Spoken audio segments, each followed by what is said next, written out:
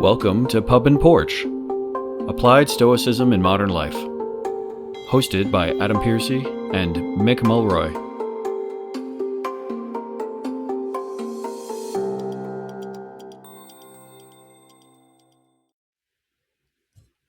Welcome back to Pub and Porch, Applied Stoicism with myself, Adam Piercy, and my co-host, Mick Mulroy. Today, we wanted to talk about something that is very relevant to the current political sphere, which was brought forward by Mick, but I definitely eagerly agreed to this one, which was the discussion around the issuance and acceptance of, and even execution of, unlawful orders and their relationship to duty, and their relationship to, doing the right thing, I would say. So, and I think today we're going to talk a little bit about this from the perspective of like what is right. There's a lot of lingo going on in the political sphere right now about what's right and what's wrong. And, I think for Mick and I, we probably both have some historical examples to think of, as well as maybe even some examples tied closer to home. So, Mick, why don't you open with us about your thoughts on this topic? Because as a member, as a former active member of the military, and now with your current role as well, I mean, you must have some knowledge about what this really means. So, go ahead. Absolutely, Adam. I think starting from the macro and getting to the micro in current times, if you look at the idea of the Stoic soldier, which is one component of Stoicism. It sometimes gets maybe overstated, but many soldiers in history have considered themselves Stoic, follow the principles for sure, all the way up into modern times. Yeah. And it's more than just a moniker. It means somebody you don't really want to fight, of course, because we would like to think that we are very good at being a soldier. But we're also would like to think we're good in the sense that even war can be fought with honor and dignity. Difficult for sure. Plenty of examples where it's hard to do. But the quintessential Stoic soldier, as described, whether it would be Admiral Stockdale's book on the philosophical fighter pilot, or my friend Will's, who's a submariner officer, new book, Stoicism, the warrior philosophy. It talks about the ethical requirements of what it is required to be a soldier. In addition to what you think, the reason, the logos, but the actual courage to do the right thing. And that has been the case throughout warfare. We've struggled with it collectively as a people.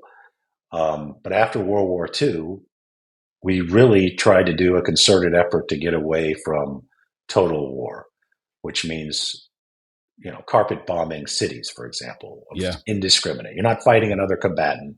You're fighting civilians, to include children. We all, I think, collectively, at least the majority of us, think that is not the way warfare should be. Yeah. Right. We're seeing an example of how it unfortunately still is. So clear violations of the conventions that came to Geneva, Hague Convention that came out of World War II, especially, for example, in Ukraine. Right, Russia takes precision weapons and targets things like maternity hospitals. Right, so they know what they're hitting. They're doing it on purpose. That is a clear violation of the law of our conflict. Another example in which spurred our conversation is, right now the U.S. is undertaking a naval blockade and a targeting of drug transport boats as it relates to Venezuela.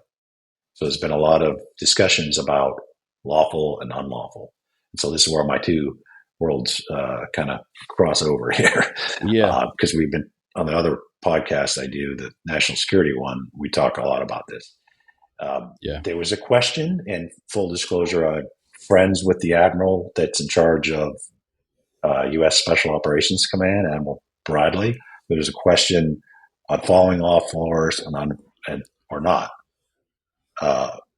just to kind of shape the discussion today. And so everybody who might not know this is on the same sheet. In the U.S. legal system, there is legal wickets, which involves an actual attorney at many commands in the chain of command. Right. They are there to say this is a lawful order or not, all the way up to include specific tactical operations. Like they're looking at these ships, for example, Yeah. are not ships, they're small boats, and they're determining whether it meets the legal criteria to strike. You can certainly disagree with the policy, but just so everybody knows, uniform military doesn't decide the policy. Right. Right? Yeah. They execute the policy if it's legal. If it's a lawful order, that person essentially doesn't have a choice. Yes, they can resign, retire because they don't agree with it, but they can't. Right. But they have to follow a lawful order, or they can actually be charged as violating the UCMJ, the Uniform Code of Military Justice, for not following the order. So I just want to kind of shape this so you see where we're getting at. And then this week, and I'll throw it over to you for your thoughts on this. Mm-hmm. This week, as reported by a friend of mine, actually, they actually told senior flag officers, flag meaning general or admiral, if it's an unlawful order, you should probably retire, but don't resign, because if you resign, it looks like you're opposing policy. That's what was reported. I don't know if that's true. Just for full disclosure. And I don't know that either. Yeah, right. I don't know that either. But yeah. But just going to shape our philosophical discussion here today, that's what was reported by CNN. Mm-hmm. So my issue then was that's actually abdicating your role as a leader. Right. Right. So you were told it's an unlawful order under this hypothetical. Yeah. Your obligation is to refuse it. It's not to look for a way out.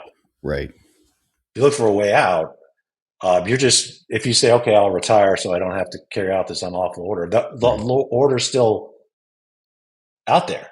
So your deputy, or in the military parlance, your executive officer, and then it's going to go down your chain of command. Mm-hmm. Everybody is supposed to refuse to follow an unlawful order.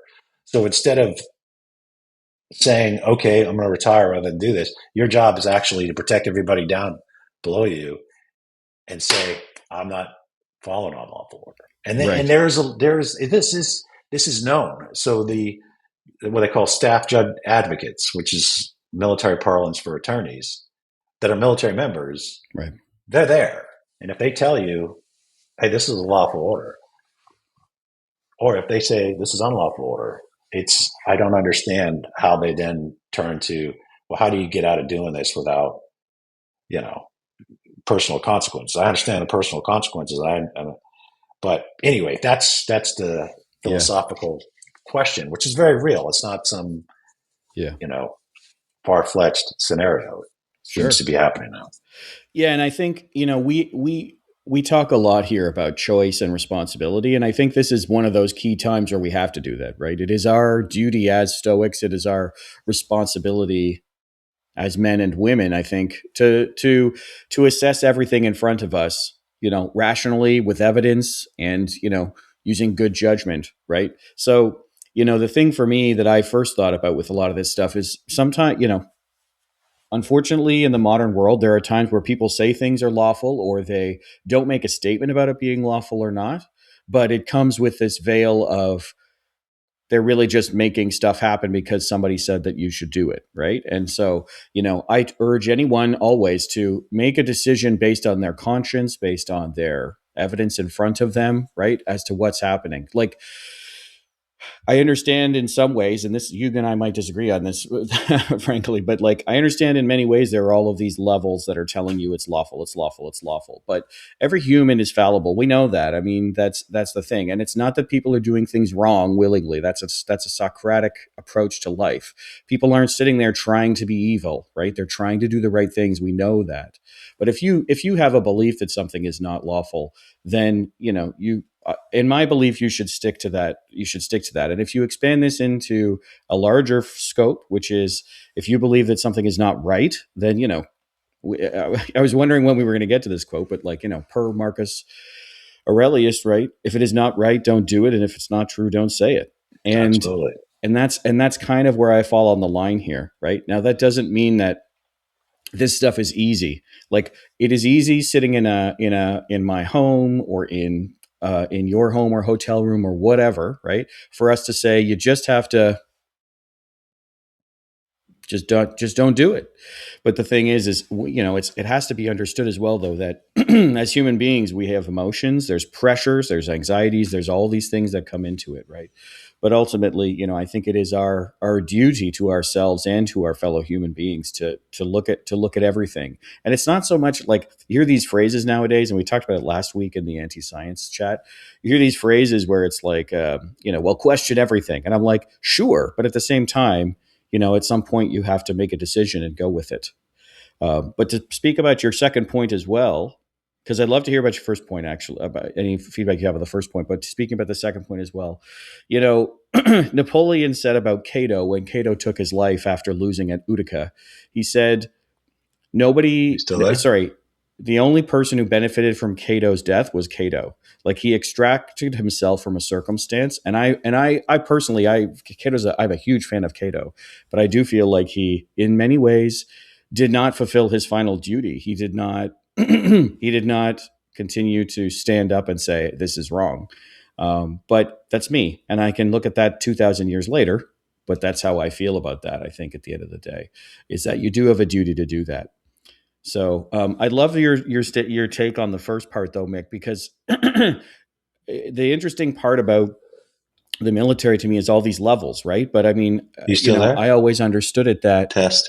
people who are okay, we're back after a small glitch, but hopefully everybody's hearing us okay still. So when we had a break, Mick, I was asking you about your opinion on my statement around like, the somewhat rigidized structure of the military with all these levels that are checking the lawfulness of things, but also my statement I think around the idea that.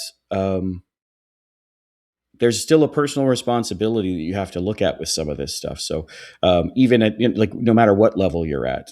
So what's your opinion on that though? Because I've never served, so I don't know the structure as well as you do.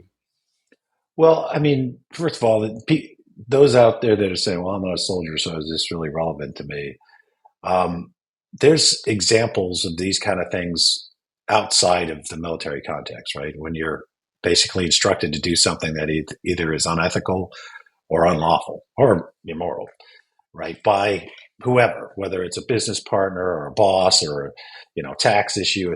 So there is relevance in this um, for everybody, I think. And being told to do something that you're uncomfortable with, it's unlawful. So obviously, it's beyond just your comfort level.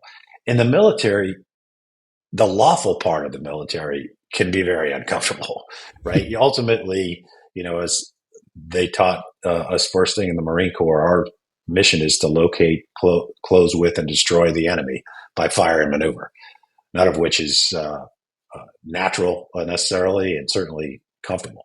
It's my point being is the lawful aspect of it still results in death, killing other humans. So, but that's what the military does. And in my opinion, the good can't afford to not have a strong military because of the bad. Right. Right. Right. I will never be an advocate for unilateral disarmament. I think the good of the world, the free of the world, need to be stronger than the bad, or they Mm-hmm. will definitely pay the consequences, and the world Yeah. will be no longer be free at all. That's a little grandiose, but that's my point. And then when it comes to the military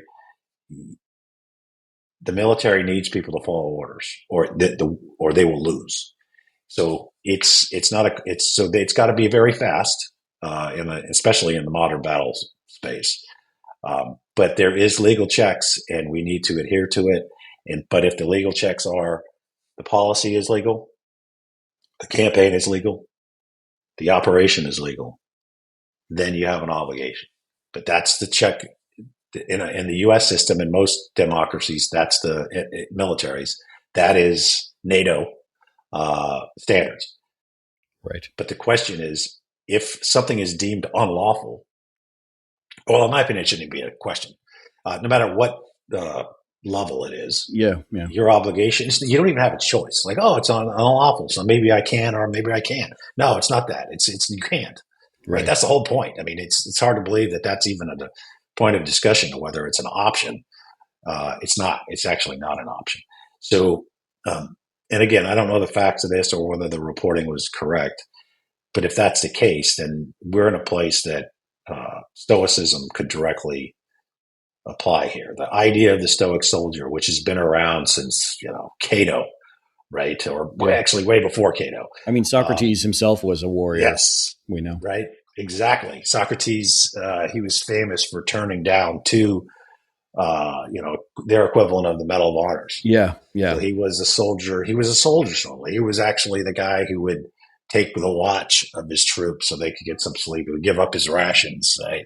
So he was the quintessential. He's the godfather of Stoicism. But he's it's like Marcus Aurelius. The guy. He was the general. He's not just the emperor, but he was. He undertook all the hardships of his troops. I mean, Roman emperors didn't do that. They lived in fancy tents and had servants and such. Not Aurelius. It was from childhood. I mean, he grew up, sleeping on a straw mat. On to, George Washington. Was another great Stoic military leader. Another person I was reading about this week. I'm in DC now, but I'm staying in Leesburg for Christmas, which is just outside of about 30 miles outside. But anyway, George C. Marshall. Oh, right. He's from there, and he has a house there, and it's now a historical site. I hope to go back and visit. He's a great example of the Stoic soldier. He was one that was pivotal to winning World War II, against Nazi fascism and Japanese imperialism, for that matter. But then instead of wreaking havoc upon his enemies, he was obviously the architect of the Marshall Plan, and that's what he's known for. So, in my opinion, the consummate idea of the Stoic soldier: win the war, but show that it can be done with ethics and morality. So, a very good example of that. But I'd like to hear what you think about questions, because again, this isn't just in the concept and the construct of the military. This could be in many areas of life. Maybe not as dramatic, but maybe as dramatic. Yeah. So, working with the space program is an interesting part of the private sector, I would say, because you're always dealing with a very extreme circumstance with people, right? And I think one of the reasons why so many people from the military transitioned into the space program during the space race, especially, was because they needed people who could understand that, there were bigger implications to some of these decisions, right? And so, I specialize in what we call human-rated space flight safety. So stuff that I work on will be, hopefully, of course, but stuff that I work on will be used by astronauts. Excuse me. Stuff that I work on will be used by astronauts, and it will be used to maintain critical hardware and infrastructure. And it's something that you have to take into account here, right? So that means that, what's it? Yeah, totally. Yeah, and so I can't wait till we do a podcast on all this stuff. I know, me too. Well, it need to be a two-parter, at least. No, but the thing for me is like you have to make decisions based on real evidence and whatnot, and you have to be ready to be accepted as someone who stands on the outside of the core group, because you need to be independent, and you need to be objective, and you need to be evidence-based, right? And in history, there are very common occurrences, unfortunately, where people feel pressure and they do things where they're like, I shouldn't have done that, and then something bad happens. And a great example from the space program, of course, is the Challenger disaster. There were definitely people who were forced into, like, actually, I'll step back and say the night before the Challenger launch, which was in January, I Yeah. believe, of 1986, there was essentially a meeting with the contractor. NASA had a meeting with the contractor, and this is all.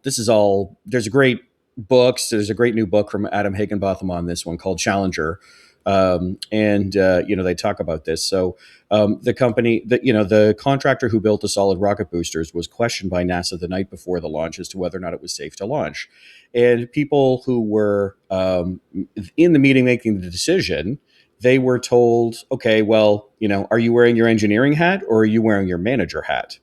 And the implications of the manager hat is essentially like, we got to stick to schedule. We got to get the launch. We can't keep delaying. If you want, like, there's one quote from the meeting, because there is a transcript, because we always have the transcript meetings like that. Mm-hmm. And the meeting, this is from 1986, the meeting said something like, if it were up to you, we'd launch in May. And this is in January, right?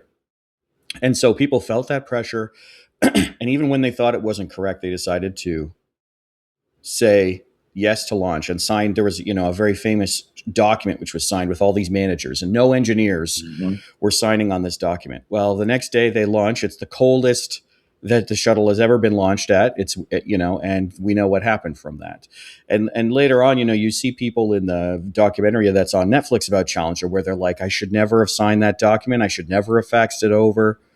I wish so much that I hadn't done that. And you go, see, that's the real challenge here, right? Is that in my world, especially, right, which is not the military, right, but it has dire consequences for people's safety and life. And so this is the point where you have to accept that, yeah, there's a joke that we have in the safety team that I work with, which is join the safety team. You'll eat lunch by yourself for the rest of your life.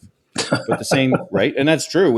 I do eat lunch by myself, and I know that. But at the same time, I know that my role there, my duty there is to ignore the subjective groupthink, if that's a thing. My goal is to do the right thing for safety, because there can be critical or catastrophic effects of that, and it's very important to keep that in mind. And but this is the same thing whether you work in something that's safety critical, like what I do, or work in something that's time or safety critical, or like what you do. That can be applied anywhere. And I think people have to remember this, right? Like, duty is not something that can be, chosen at will. It either you do it or you don't. It's really what it is, right? And I have had very proud moments with people in my life, in my career, where, because I worked in medical devices before the space program for neurosurgery. And it's a similar thing, right? It's like, this is split second. Like, if something bad happens, someone could die, right? And I have very proud moments with people where they go, no, I'm not saying that. I'm not going to sign that. I'm not okaying this. I'm not going to sign on this test report. I'm not going to sign that it's okay or whatever, right? And it's the thing is it's one of those things where if it was a movie like in Margin Call or something like that, right? It's like, I won't sign that. Dun, dun, dun, dun. It's very different. It's much more normal. But there is this situation where being in safety, you have to just have this other mindset around it. And I think Stoics I think Stoics make great safety people. I'm going to be honest with you, because they feel the emotions of the moment, but they also know that there's a duty and a responsibility there to work with the evidence in front of you, to have compassion for those around you who are trying to do the right thing, but still make an objective statement around what they think is right or wrong. So it's tough, but I do think this applies everywhere. And many times we talk about things like duty or honor or justice, and they seem like words to everyone. But I was raised in an environment where, like, I went to a high school that had like a code of conduct that everyone would say was a piece of paper, objectively, but those words mean something, and they mean something that we have to enact. And if we choose not to, like Marcus and Seneca and Epictetus would say that those who choose to not act well are not only harming the situation, they're harming themselves. And that's how I've always believed it. Like that person who decided to sign the form for Challenger, who now regrets it, he will regret that for the rest of his life. And he himself is harmed by that more than he is harmed by, a paper cut or something like that. He will live with that, because that's reality. And I'm not dismissing him. He's a real person, and these things happen. But ultimately, you have to make a decision based on what's in front of you and do that duty. Yeah. but it is a very tough circumstance. Let's just say that. I'll stop rambling, but it is a very tough circumstance because you are, but there are many people. Actually, I should say one thing. Just to make sure that people know, because it is the space program, we do have a lot of good people in it. There were people after the Challenger disaster who had put their foot down and had blocked at every turn the idea that this was safe, and they tried so hard.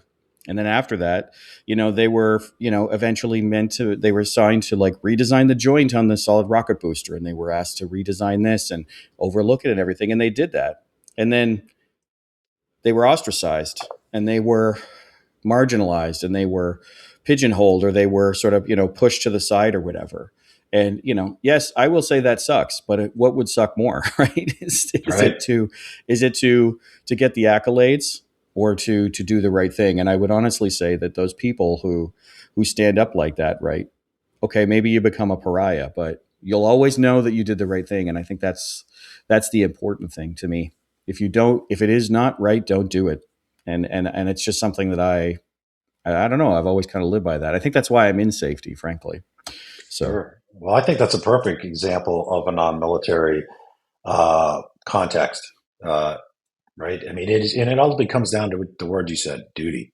yeah, Duty is not just to accomplish a mission; it's to accomplish a mission in a way that you don't compromise your values, right? yeah, So, in the military context, which the quote that's used a lot is Nietzsche's, "Be careful when you fight monsters; they don't become one." yeah, You need to make sure, and that's why we have our own self-imposed rules, yeah, right? We impose them on ourselves because we don't want to see the atrocities of the yeah, past. But it does really apply to the setting you're talking about as well. It's easy, to go along, to want to be considered a team player, right, which is, what you're talking about is a lot of pressure to do that, to get advanced in yeah, your promotions and to, make sure that the team looks good and launches on time and hmm, there's not a delay. And, especially when it was so competitive. And I guess it still is. It's probably, maybe sure. good to get in space, exploration is going to get far more competitive. Oh But yeah, are those it's people going going to up. be, yeah, see, are those people going to still be around that are willing to tell not just a government, but a business? That's a Yeah, different situation, right? Where it's profit. yeah, You could risk somebody's life because some corporation gets an advantage over another. hmm, Unnecessarily, I'm sure all space travel has got its inherent risks, but are you willing to stand up and say, hey, this ain't right, yeah, and I'm not going to sign off on it? And because, at the end of the day, my integrity is the only thing that matters, hmm, the captain of your uh, yeah, fate, the master of your soul. Kind of yeah, that's I think what Stoicism promotes the most is the value of a person is about whether they did good and whether essentially they did their duty, yeah. which And I is think, yeah, but I think uh, too as well right now, like if we tie this back to a military historical example, because I think this is important for people to have examples to kind of go back to. That's why I reference Challenger a lot, because there's a great book on it. There's a great movie. Something you and I had talked about a couple of weeks ago was this new movie about the Nuremberg war trials, right, with Russell yeah, Crowe totally. and Rami Malek. And it's interesting going through that because you're talking about people who have done horrible, horrible things. They have decided horrible things to happen to other human beings, and they settle a lot on this. Well, it was my orders, but it was the Nuremberg trials, especially, but also I think it's the Geneva Convention now. Very clearly states like just following orders is no longer a viable defense. And the No, War Crimes Tribunal at The Hague, I think, has handled that many times over. Especially with the fights at the wars, excuse me, in Kosovo and I guess Serbia. I'm not but remembering a little bit in this moment, but and that's the interesting thing, right? Now, that again, that doesn't mean that you can just do whatever you want. That's not even in my world, right? Where I am, like, I lead a team of safety representatives, and I get a lot of leeway. I can't do whatever I want. I have to uphold a certain code and set of values. But this idea that I am upholding that code, and therefore whatever I do is fine. I'd love your take on this, but I cannot accept the idea that it's just, well, this is what I was told to do, so I just did it. You and I would expect, because we both have led teams of people, right? We're not looking for yes people like that. It doesn't help anybody. It has to be someone who thinks rationally and can say, I don't think this is right. You know what I mean? Interesting to hear your Yes. take, though. Yes. I mean, that's why, great leaders, I think, surround themselves with very competent people. Yeah. I mean, if you were really smart, you'd find people that were more competent than you, if that's possible, right? Yeah. If you're looking for yes people, then you actually don't care about their competence. Right. I mean, by definition, if you just want them to say yes and carry out your orders, then their input is not valued, which means their competence is not important. Right. So, that's one way to look at leadership. Certainly, Stoic style leadership is if you look around and you're challenged by the people that are subordinate to you. That's an ego issue. And that's an ego issue that's not only counter to the mission, which is whether it's a military mission or a space exploration mission or just a mission like to sell more, electric cars or what have you. Yeah. If your ego is so fragile that you can't have people tell you that they disagree with you, that have a way to tell you that there's a better way to do it than they're doing and you won't listen, then you're never going to be the leader that people need. You're going to be hampered by your own kind of narcissistic type view of the world. Absolutely. And, I'm curious for the last little bit, I'd like to talk a little bit your take on the idea of doing what's right, even if the other thing is still okay and lawful.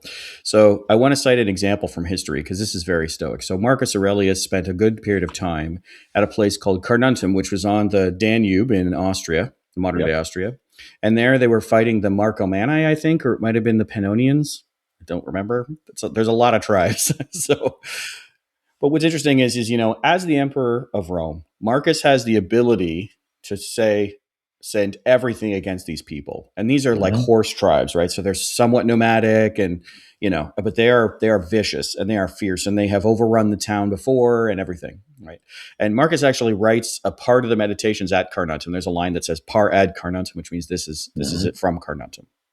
And what I find interesting about that, though, is Marcus fights them and then he stops fighting them, even though people would at the time want him to do what many leaders in the past have done, which is like decimate the tribe, crucify the tribe. Those are common things that happened in the Roman period, right? Absolutely. What Marcus does is he says, okay, I fought you back. I pushed you back. I don't want to fight anymore. I will, here's a treaty. I will honor this. And he pays them because I think this is how I've always interpreted it. I think in his mind, it's like this idea of what's the right thing to do here? I don't know that there's a history with him where he chose to decimate or crucify a tribe or something like that. But I know there's lots of history of him stepping in and saying, okay, we've done enough fighting. Let's have a peace treaty. I'd be interested on your take on that because it's one where he could do whatever he wanted, but he decided what was right. And honestly, I think he did do the right thing because the war stopped, at least for a while, right? Yeah, I think that's a perfect example, Adam. Obviously, most people that follow Stoicism are familiar with it, but it's spot on. In fact, we didn't plan this, but it's kind of like if you look at George Marshall, and you look at Marcus Aurelius. Marcus is known, and I think one of the reasons why he's held in such high esteem, is that he was different and he viewed the world different. He was harder on himself, even as an emperor, than he was on the common person. Yeah, and it literally lectured itself in publications he never thought would be public to be a better person. And he also, and you're totally right, at the time, I think the average military leader would have been like, oh, complete annihilation. Don't have to fight these guys ever again. Right. And I don't have to fight their kids because they're all, that's not what he did. He's very much at a time in antiquity, a modern warrior. Yeah. Right? Where annihilation is not the answer. It has to do with your own morality. It has to do with how eventually you want to live together and govern people. Mm-hmm. Right? It's both pragmatic. It's also personal to him, and it's doing the right thing. Yeah. Even when you don't have to. Right? Mm-hmm. You're the emperor. You won. There's no obligation. So at a time when that was probably not the conventional answer. I'm not saying he was the only person that fought at in antiquity and didn't have compassion. Right. I think there's actually plenty, but he's such a great example of somebody who chose to do the right thing, even though they either didn't have to or one could have argued against it as a practical matter. Yeah, for sure. So I want to take one quick second and do some shout outs from this episode for some books. I highly recommend George Marshall, Defender of the Republic, which is a great book. I can try and get in the show notes. Mick, you were talking about, I think it's William Spear's book, Stoicism, A Warrior Philosophy. Yeah. And then I do recommend, for those of you that are looking for a different take on a very bad outcome to a tough situation, is Challenger, the book by Adam Higginbotham, or Challenger Final Flight, is on Netflix. And it is a great documentary, and I think it sums up the situation very well. So if there's any shout outs you want to add, Mick, just because we covered a lot this episode. Yeah, the only other book, there's plenty, but Nancy Sherman's book, The Stoic Soul Warrior. Yeah. I have it at home, but I'm not at home. Excellent. She used to be a philosophy professor at the Naval Academy, and now I think she's still at Georgetown. But also an excellent book that's been used by the military. Very widespread use. Yeah. Nancy's a friend of the podcast for sure. I interviewed her in my old podcast. So, all right. Well, Mick, let's wrap up there. But we'd love to hear from everybody on this one. This is one of those ones that, I think it's a conversation that'll happen through time immemorial, right? As we go through our lives and go through the tough moments we have as human beings. But Mick, thank you very much for this episode, and we'll see everybody else on the next one. Absolutely. Thank you for listening to the Pup and Porch podcast. If you'd like to find out more about the podcast or its host, head over to pupandporch.com, and you can listen to all our episodes on Spotify, Apple, or whichever platform you prefer. And if you'd like to help out with the podcast, you can find us on Patreon. Drop us an email if you have a comment on any past episode, you have a suggestion for future episodes, or you have an essay on an important topic for Stoicism. Send it to us, and then we can be reached at info@pupandporch.com. Today's music was provided by bensound.com. Until next time, Pup and Porch out.